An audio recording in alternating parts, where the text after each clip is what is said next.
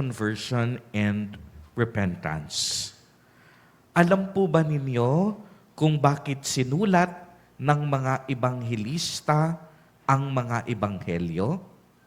Hindi lang upang ang manunulat ng mga ito ay maitala ang kasaysayan ni Jesus, kung hindi upang ang ebanghelyo ay magsilbing daan at panawagan ng pagbabalik loob.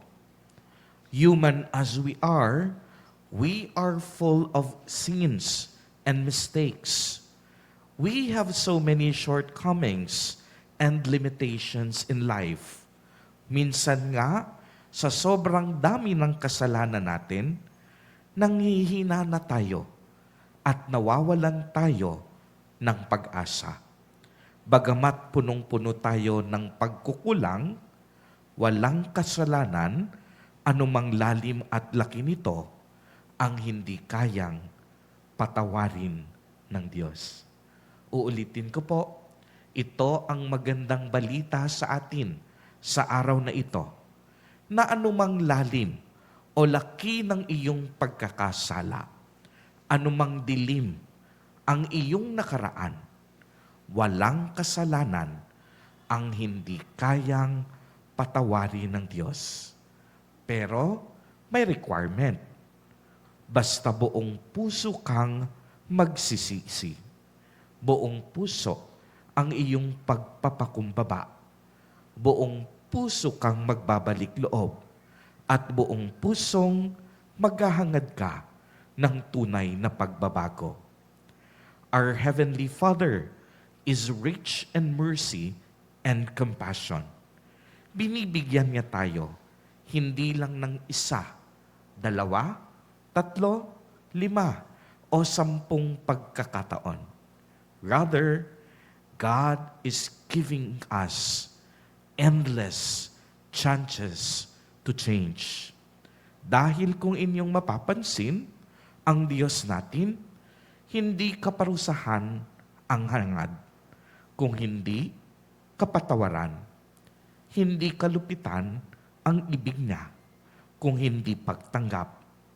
Hindi paninisi, kung hindi pangunawa ang nais niyang ipadama sa atin.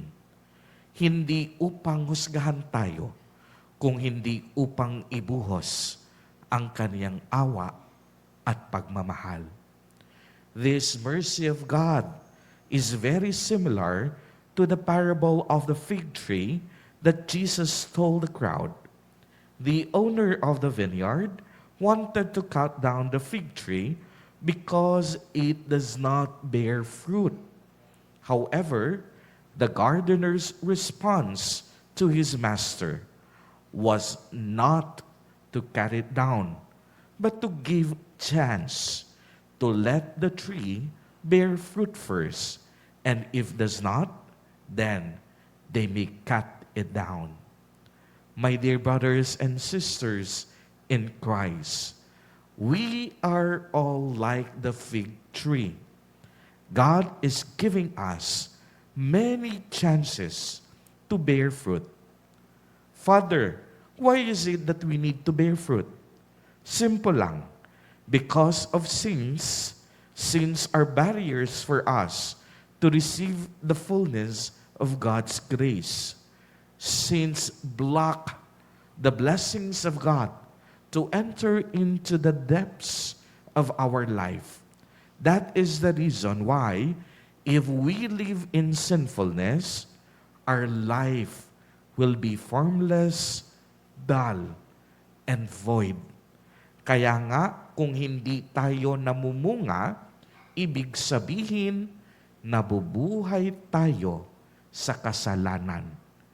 Maling pamamaraan ang ating ginagawa sa buhay. At ang taong makasalanan, kailanman hindi pwedeng mamunga ng kabutihan. However, today, Jesus is inviting us that each and every one of us must need to repent. Be sorry for our sins. and live a holy life. Bearing fruit means doing what is right and just.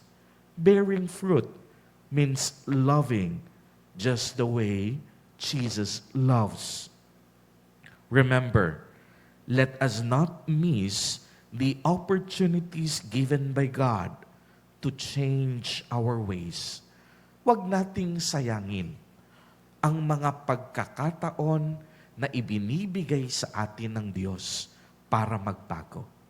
Bakit?